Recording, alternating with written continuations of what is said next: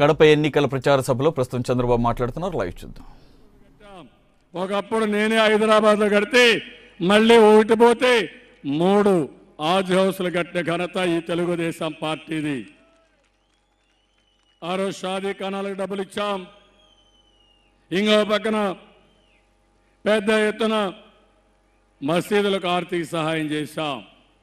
ఈరోజు మీరు చూస్తే 1,25,000 మంది ముస్లిం విద్యార్థులకి ఉపకార వేతనాలు ఇస్తున్నాం.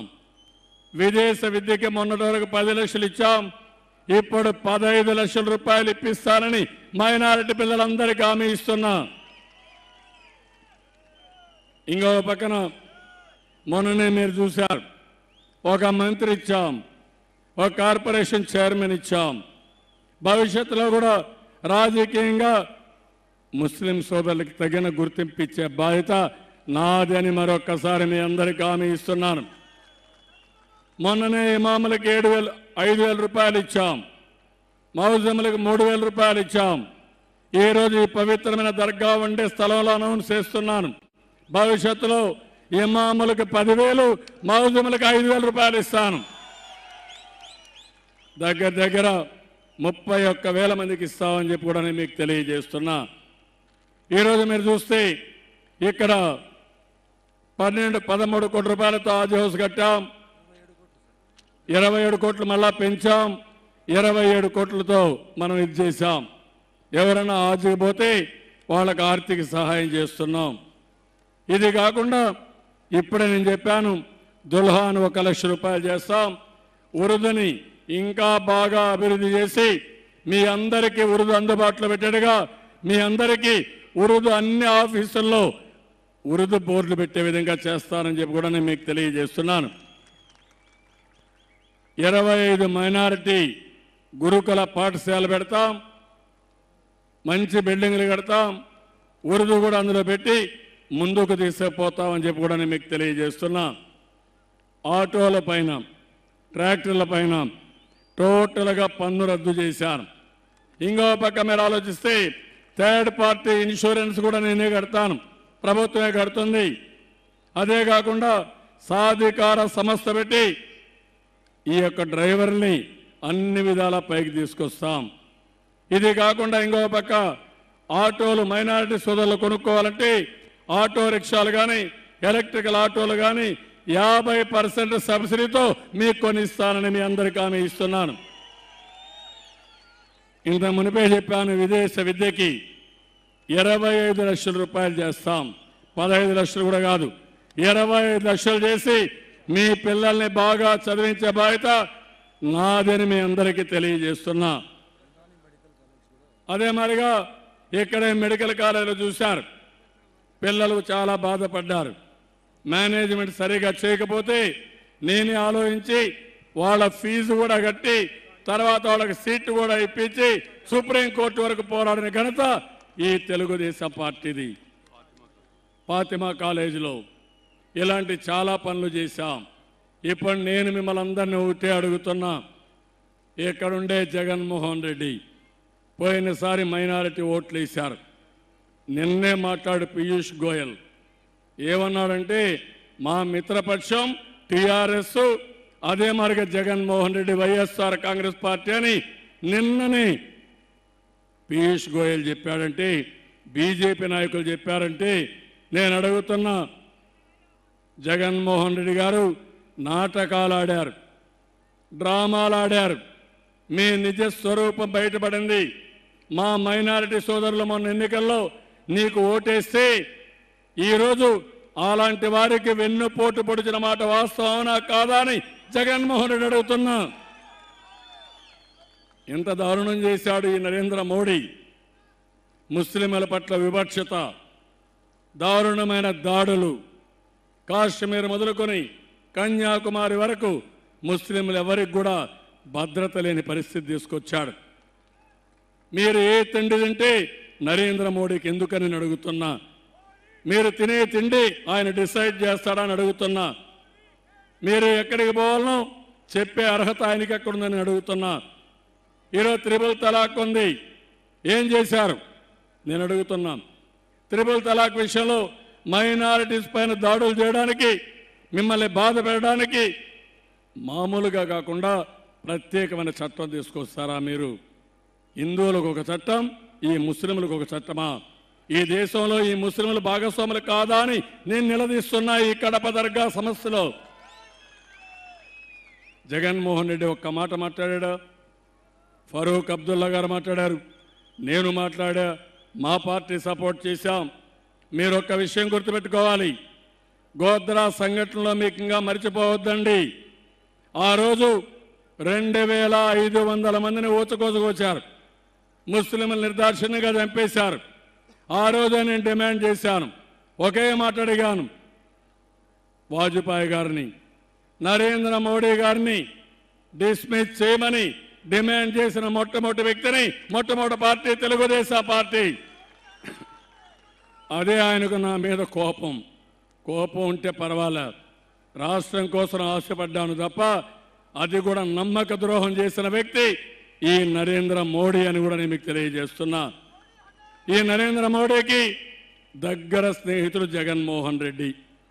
ఆయన కేసులున్నాయి, ఆ కేసులు మాఫీ కావాలి. అందుకే నరేంద్ర మోడీ సంఖలో కూర్చున్నాడు పోయేసి. ఇంకో పక్క నిన్న చూశారు, కేసీఆర్ని సపోర్ట్ చేస్తాడంట, మద్దతు తీసుకుంటే తప్పేంటని అడిగాడు. తప్పన్నారు కూడా. నేను అడుగుతున్నా, ఈ రాష్ట్రంలో పుట్టిన ఎవడైనా సరే కేసీఆర్కు మద్దతు చెప్తే కబద్దార్, జాగ్రత్తగా ఉండి రాష్ట్ర ద్రోహులుగా మిగిలిపోతారు మీరు.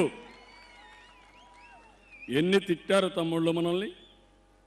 మనమేం దొంగలమా, ద్రోహులమా, కష్టపడలా, దోపిడీదారులమా? మనం కాదు, కష్టపడ్డాం, 60 ఏళ్ళు శ్రమ చేశాం, హైదరాబాద్ని అభివృద్ధి చేశాం, నేనే అభివృద్ధి చేశా.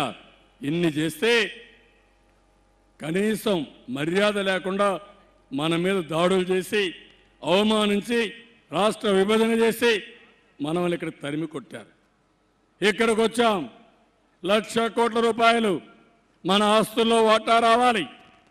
ఎందుకు ఇప్పించడని జగన్మోహన్ రెడ్డిని అడుగుతున్నా. ఇంకో పక్క పోయిన నెల ఫిబ్రవరిలో 23వ తారీఖున పోలవరం కట్టడానికి వీలు లేదని సుప్రీంకోర్టులో వేశారు కేసీఆర్. దానికి సమాధానం ఏంటని అడుగుతున్నాను. ఇంకో పక్క రాయలసీమకు నీళ్లు వద్దని ఏదైతే మత్స్యమర్రి కానీ, ఇంకో పక్కన శ్రీశైలం ప్రాజెక్టులో వచ్చే నీళ్లన్నీ నిలిపేయమని, రాయలసీమకు హక్కు లేదని గట్టిగా వాదించే పరిస్థితికి వచ్చారు. ఆ నీళ్లు తెలంగాణకి ఇమ్మన్నారు. నేను అడుగుతున్నా, ఈ యొక్క జగన్మోహన్ రెడ్డిని, నీకేమైనా సిగ్గుంటే, ఈ ప్రాంతం పైన అభిమానం ఉంటే, నువ్వు పుట్టిన స్థలం పైన అభిమానం ఉంటే, అలాంటి వ్యక్తిని ఎట్లా సపోర్ట్ చేస్తావని అడుగుతున్నా. పులివెందలకు నీళ్లు ఇచ్చా, నేను కుప్పం కంటే ముందు ఇచ్చా. ఇప్పుడు చూస్తే ఆ నీళ్లు కూడా రాకుండా ఉండాలని పోతిరెడ్డిపాడు, ముత్యమర్రి క్లోజ్ చేయమంటే అలాంటి వ్యక్తికి నువ్వు మద్దతు ఇస్తావా? రాయలసీమ రాళ్లసీమగా మారిపోవాలన్నా? నేను అంటున్నా, ఇలాంటి వాళ్ళని నేను లెక్క పెట్టుకోను. తప్పకుండా రాయలసీమకు నీళ్లు ఇస్తా, సస్యశ్యామలం చేస్తా, రతనాల సీమగా చేస్తా.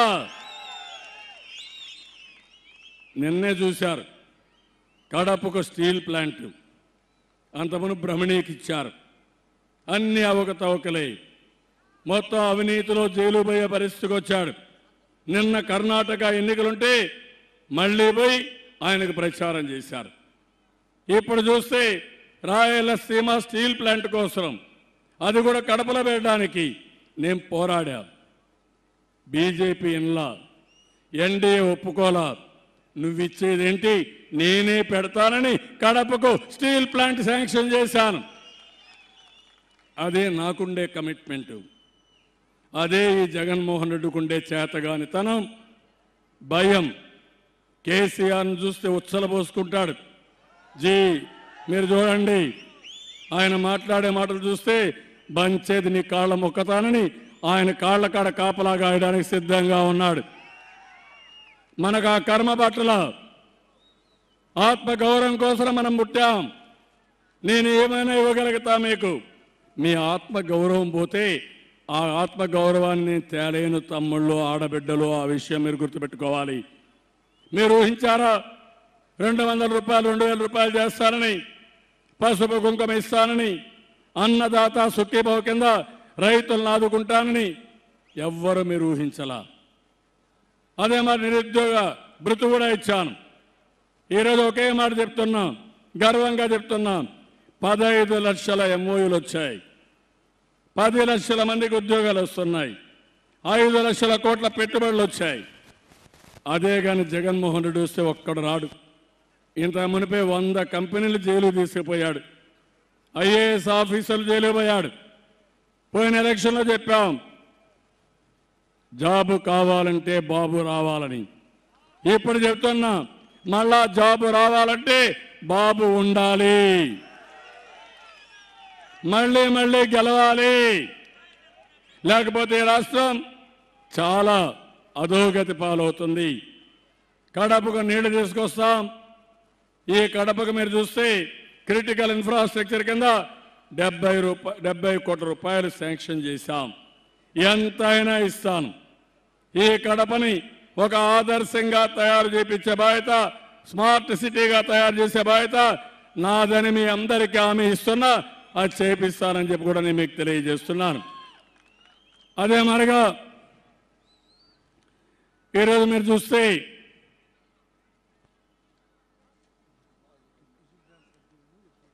ఇది ఈ సర్కిల్ని టిప్పు సుల్తాన్ సర్కిల్గా ప్రకటించమని కోరారు. స్తూపం కూడా పెట్టి బ్రహ్మాండంగా టిప్పు సుల్తాన్ సర్కిల్గా దీన్ని నియమించి బ్రహ్మాండమైన సర్కిల్గా దీన్ని తయారు చేసి ఈ కడపకు వస్తాని నేరుగా అందరికీ గుర్తుండే విధంగా ఈ టిప్పు సుల్తాన్ సర్కిల్ ఉంటుందని మరొకసారి మీకు హామీ ఇస్తున్నా. తమిళ్లో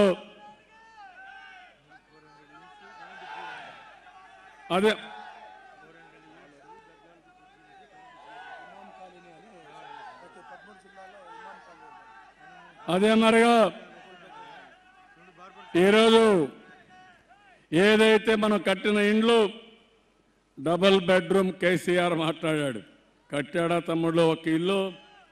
పసుపు కుంకుమ ఇచ్చాడా? నేను కట్టా.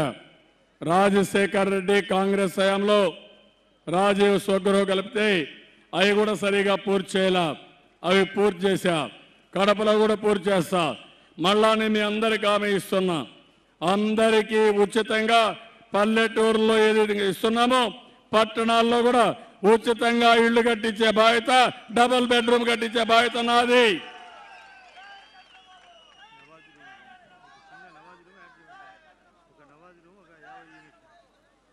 అదే మరి దాంట్లోని ఎవరైతే నమాజ్ చేసుకుంటారో వాళ్ళకు అదనంగా ఒక 50 స్క్వేర్ మీటర్ యార్డులు పెట్టి ప్రత్యేకంగా నమాజ్ రూమ్ కూడా ఏర్పాటు చేస్తానని మీ అందరికీ హామీ ఇస్తున్నా. అదే మరి ఇమాం కాలేజీలని వీళ్ళందరినీ ట్రైన్ చేయడానికి ఎప్పటికప్పుడు బాగా ఇచ్చేయడం కోసం అది కూడా ఎస్టాబ్లిష్ చేస్తానని మీ అందరికీ తెలియజేసుకుంటూ, మంచి ఎండలు ఈరోజు మీరు చూస్తే ఫరూక్ అబ్దుల్లా గారు, మంచి చల్లని ప్రదేశం అది జమ్మూ అండ్ కాశ్మీర్. అక్కడి నుంచి ఆయన వస్తానే చల్లని గాలి కొడతా ఉంది. ఇక్కడ మంచి మధ్యాహ్నం. We are very happy sir. You have brought very good breeze, very cold breeze. In summer you have brought to Kadapa from Kashmir. I am very happy, sir. I am thankful to you. You are a great inspiration for the nation, not only for me. You have to give a message to our people, not only our youngsters also. You have to give a message. This area, I want to remember you, sir. During NTR time, you came here. I am very happy. You are very close to our family, either NTR family or with me. Always you are blessing me. You are supporting me. For that, I am forever grateful to you. I need your good wishes and blessings. With this, నేను మనస్ఫూర్తిగా మీ అందరికీ అభినందనలు తెలియజేసుకుంటూ ఇప్పుడు గౌరవనీయులు ఫరూక్ అబ్దుల్లా గారు మాట్లాడతారు. Last ఇదే లాస్ట్